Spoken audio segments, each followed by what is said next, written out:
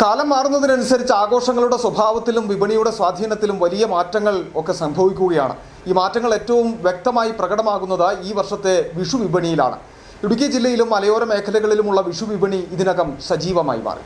പണ്ടുകാലങ്ങളിൽ വിഷുക്കണിക്കായി പ്രധാനമായിരുന്ന കണിക്കൊന്ന ശേഖരിക്കുവാൻ ആളുകൾ കാടും മേടും കയറി ഇറങ്ങേണ്ടി വന്നിരുന്നു. പ്രത്യേകിച്ച് ഇടുക്കിയിലെ മലയോര പ്രദേശങ്ങളിൽ കണിക്കൊന്ന ശേഖരണം ഒരു ആഘോഷപരമായ അനുഭവമായിരുന്നു. എന്നാൽ ഇന്ന് ആ സ്ഥിതി മാറിയിരിക്കുന്നു. വിപണിയിൽ സുലഭമായി ലഭിക്കുന്ന പ്ലാസ്റ്റിക് കണിക്കൊന്നകൾ പ്രകൃതിദത്ത കണിക്കൊന്നയ്ക്ക് പകരക്കാരനായി മാറിയിരിക്കുകയാണ്.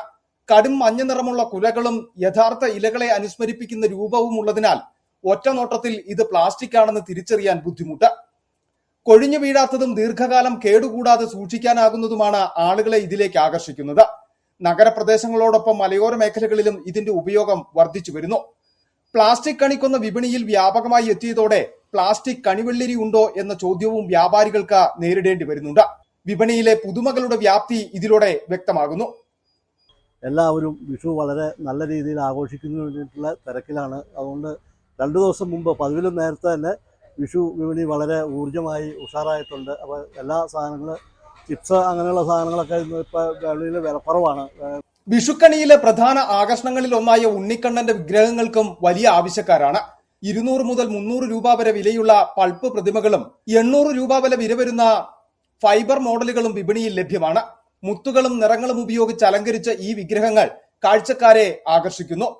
ഓടക്കുഴലുമായി നിൽക്കുന്ന ശ്രീകൃഷ്ണ രൂപങ്ങൾ വിവിധ വലുപ്പത്തിലും നിറങ്ങളിലും ലഭ്യമാണ്. ഇതര സംസ്ഥാനങ്ങളിൽ നിന്നെത്തുന്ന ഇത്തരം വിഗ്രഹങ്ങൾക്കും ഇടുക്കി ജില്ലയിൽ നല്ല ആവശ്യക്കാരുണ്ട്. എല്ലാ പ്രാവശ്യത്തെക്കാളും ഈ പ്രാവശ്യം വിപണിയിലും എല്ലാം കൂടുതൽ തിരക്ക് കാണുന്നുണ്ട്. സാധാരണ വിഷു കൊന്ന മേടിക്കുന്നതിനും അതുപോലെ തന്നെ കൃഷ്ണന്റെ വിഗ്രഹം മേടിക്കാനും അതുപോലെ തന്നെ വെള്ളരി അങ്ങനെ വിഷുക്കണി ഒരുക്കുന്നതിനുള്ള സാമഗ്രികളൊക്കെ മേടിക്കുന്നതിനുള്ള തിരക്കിലാണ് എല്ലാവരും. ഞങ്ങളും അതിനുവേണ്ടി വന്നതാണ്. ഇടുക്കി ജില്ലയിലെ പട്ടണങ്ങൾക്കും മലയോര ഗ്രാമങ്ങൾക്കുമിടയിൽ വിഷു വിപണി സജീവമാണ്. കണിവെള്ളരി, കണിക്കലം, കുന്നിക്കുരു, മയിൽപീലി, വാൽക്കണ്ണാടി തുടങ്ങിയ പരമ്പരാഗത വസ്തുക്കൾക്കൊപ്പം പുതിയ ഉൽപ്പന്നങ്ങളും വിപണിയിൽ ഇടം നേടിയിട്ടുണ്ട്. വഴിയോര കച്ചവടങ്ങൾ, ചെറുകിട വ്യാപാരികൾ, വീടുകൾ കേന്ദ്രീകരിച്ചുള്ള വിൽപ്പന എന്നിവയും വ്യാപകമായി നടക്കുന്നു. തെരഞ്ഞെടുപ്പിനും തിരക്കിനും കനത്ത ചൂടിനുമിടയിലും വിഷുവിനെ വരവേൽക്കുവാനുള്ള ഒരുക്കങ്ങൾ ജില്ലയിൽ സജീവമാണ്. ഈ വർഷം വിഷുക്കണി ഒരുക്കാൻ ചിലവ് കൂടുമെന്ന വിലയിരുത്തലാണ് ഉയരുന്നത്.